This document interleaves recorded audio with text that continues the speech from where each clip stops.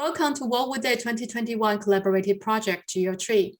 Since our launch in March, we have seen many people from different corners of the world join us and make their own distinct GeoTrees.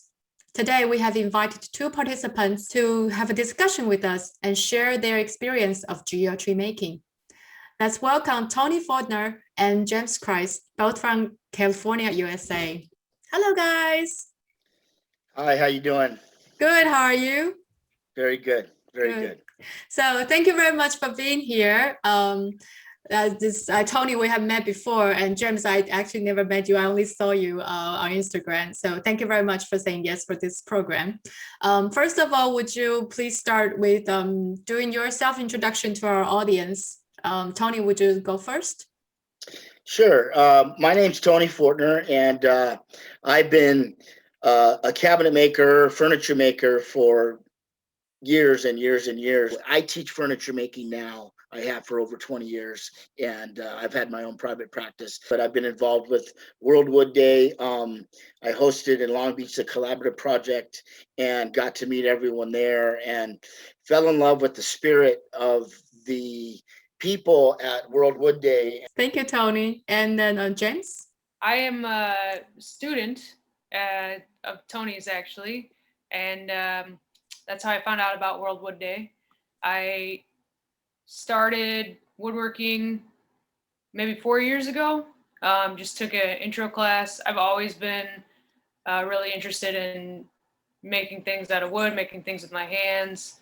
And now I work for a retailer building displays for them, and just trying to build up as much experience and portfolio as I can. And I would like one day to be able to do this on my own, under my own steam, under my own label. But I think woodworking in general is just going to be a lifelong, passion of mine. That sounds wonderful. When I invited you guys, I didn't know you guys know each other, so it was a very nice surprise. So the two of you are actually the very first participants who joined GeoTree when we launched back in March. So how did you know about this project and why did you decide to make one? Tony, would you go first? Well, we've been keeping in touch with the World Wood Day. We're supposed to go to Japan, and then there were some other, that was canceled, obviously, as the world kind of shut down. And we kept in touch. And on Instagram, there's a core of people that stick together, and even on Facebook, there's a big community with all the participants of World Wood Day that I say have become very good friends. And I know that the 3 or 4 people that put it together were very what do I want to say, they were sharing that on Instagram that they wanted to do this, and the minute they jumped in, I wanted to be part of it. Tony sent it out to a bunch of us students from the school, and just kind of challenged us all to put together what we could. And so I was really excited about it. I'm kind of hoping that some of my classmates will make one as well. But it's been really cool to see, once I dug into it and watched the video and understood what the project was, I was really excited about the prospect of seeing the trees like all over the world and everybody's interpretation of the design and the intervention. And I'm a huge fan of the positive side of social media and connection. So I was really excited to be a part of it. Now we should take a look at your GeoTrees. Okay, so here's a picture of mine, and I chose some wood that's actually oak that I had on hand.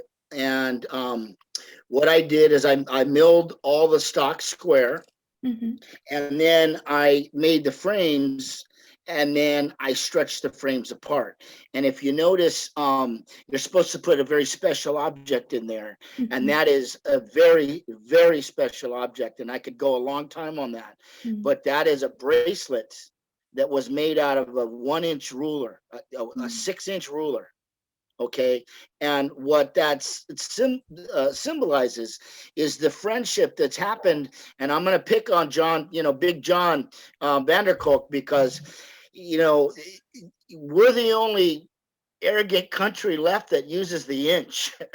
And all my buddies in World Wood Day from the whole world are using the metric system. So when we got to Cambodia, you know, these hotshots bring gifts. They'll bring 20 and 30 gifts for all the people in the collaborative. And the first one to get out the gifts were John. And John shook this box and gave it to me and said, "You've got to pass these out. You got to pass these out, mate," you know, in his accent.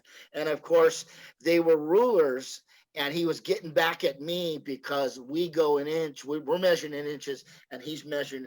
And a lot of people are into this whole discussion. It's a fun discussion. So that little bracelet in there is a really cool thing. Mine's a little crude and clunky, and the finish isn't really a finish. I burnt it. So that's an old Japanese way of treating the wood. It's called shoshujiban, which is just scorching the wood really with fire, a torch, and it gives a really nice charred color, and it kind of tears away at the grain. It gives it an oldish look. The project, I'm going to start talking a little bit about that. It's not an easy one to put together. It's a little booger. And what I really love about it is its simplicity, even though, you know, I'm going to sound weird here, but, you know, it's complicated to find that simple.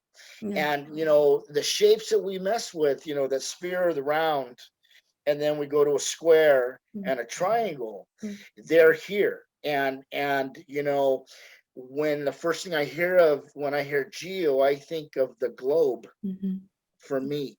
So that sphere for me was already there. But then when I went to make this, you know, it was a booger of a project, and I've done this forever.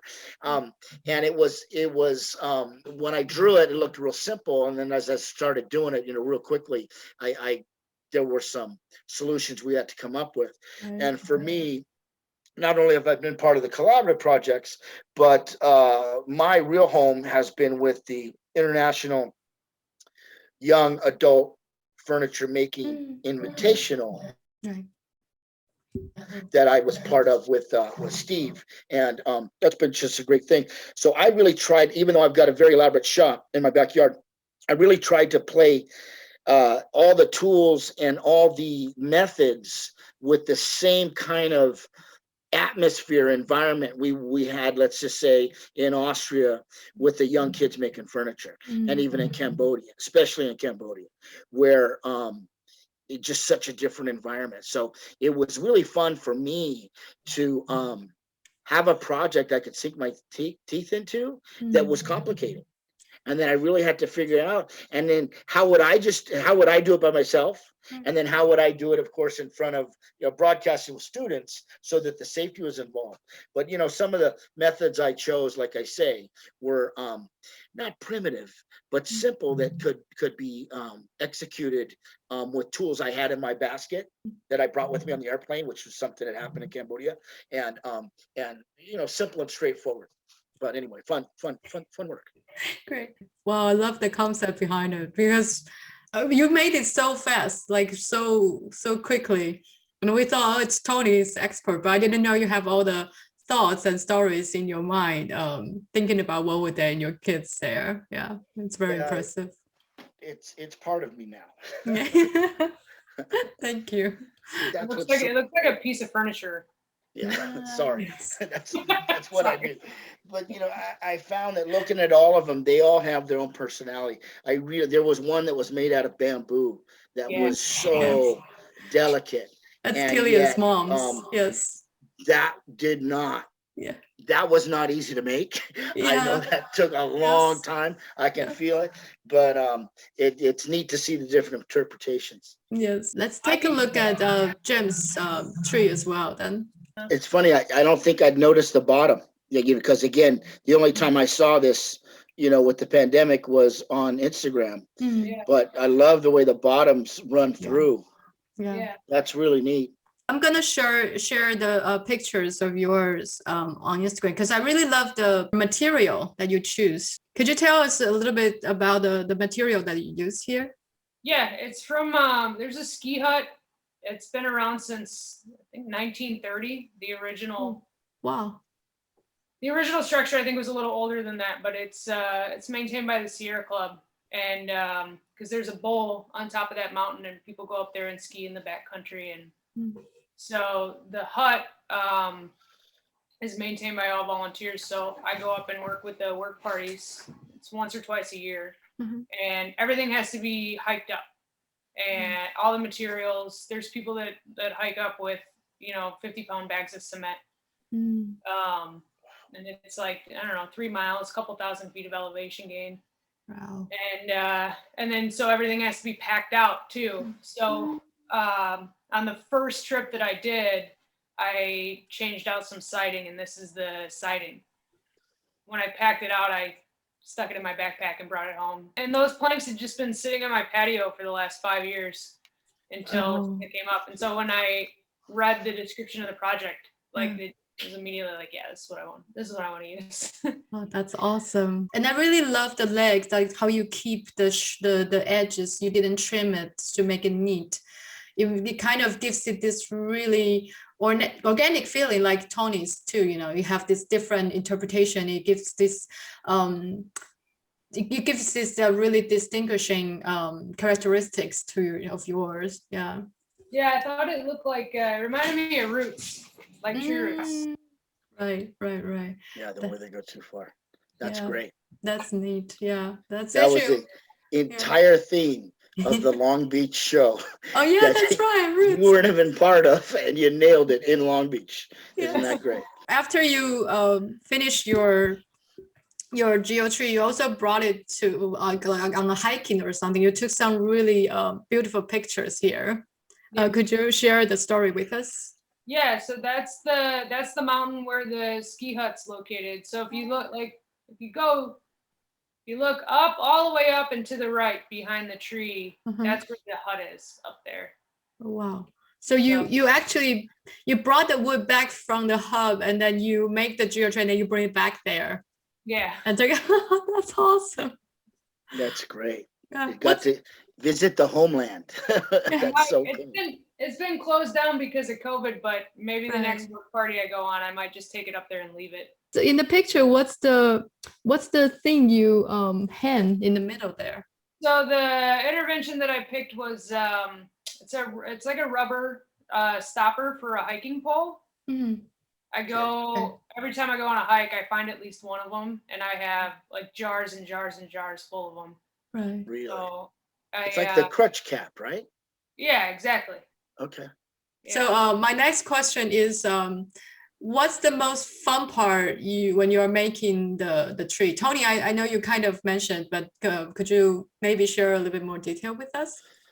Well, I think for me, it's hard to separate my woodworking versus teaching woodworking. And I think one of the things I really enjoy is I get to learn so much from the students. And so I like to put myself into their shoes and try to see how it is to be the student. And I found myself enjoying this so much because now I'm the student. And I get to make this. And there was the assignment. It was great to struggle a little bit because it was challenging, and then to feel that win when it was all together. And I know it looks like just a simple thing, but no, it was a really, really fun experience. Great, thank you. And James? Yeah, mine actually broke like 3 times after I made it. Yeah, so it's just glue joints. Okay. So I just had to keep stretching the blue tape tighter and tighter and tighter and giving it longer to sit. But yeah, so that part, I mean, the challenge of building it, figuring it out, it was really nice to have a project that was something that I could complete in a couple of days and have that like sense of satisfaction. It was something that was challenging. I could make it what I wanted it to be. I could do it with, minimal tools. I haven't been in a big time wood shop in a little while. And, I'm between semesters at school. So it was really cool to have a project to take on that wasn't work related, that was just for fun. Great. So the very last question for you is that what do you like the most about this project, and what do you think other people should join us? Tony? Well, I think, life is people. And I spent about an hour with Killian on a Zoom call, and I was in my car, but I was hands free, and here I'm in, Pasadena, driving to Temecula. He's in Ireland, Yeah.